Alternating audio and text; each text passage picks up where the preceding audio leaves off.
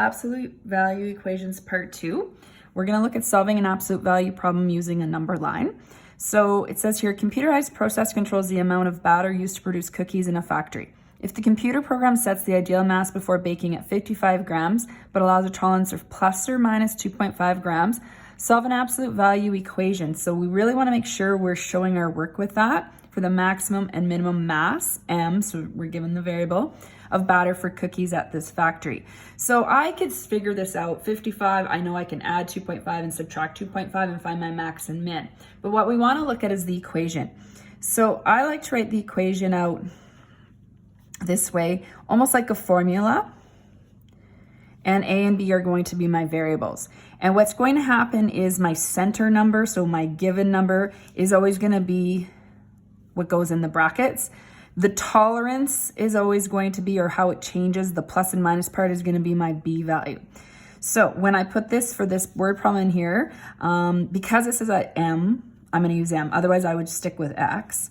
Minus, so minus is part of the equation, 55, equals B of 2.5. Now, it's very important that you just put the number 2.5. You cannot put the plus or minus in. Keep in mind, if you did, you would be setting an absolute value equal to a negative number, which is no solution and not possible.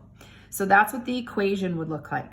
Now it says solve your equation. So this is what I would expect for you to show, is how you're solving your equation. So you've got two cases. M minus 55 when you keep it positive equals 2.5. So M would equal 57.5 grams, since this is a word problem. Case 2, you're going to take this out of the absolute value and make this negative. You're not putting the negative back here. You're making, just like we solved equations, you're making this side negative so that otherwise you're not gonna get the answer you're looking for. So we set that, oops, as I said that, I just wrote that. So you don't do that. You set this part negative, bring that through. So let's move this to the other side. So I get negative M equals 2.5 minus 55, so negative 52.5. Now you're gonna get M is equal to positive 52.5 grams. So that has to be my min, this has to be my max. So what would this look like on a number line? Your middle number was 55 grams. Then we'll go 56, 57, 58. So right here was your 57.5 grams. You want your units in there. This right here is your 52.5 grams. So we want to show how the absolute value applies to this. So this distance here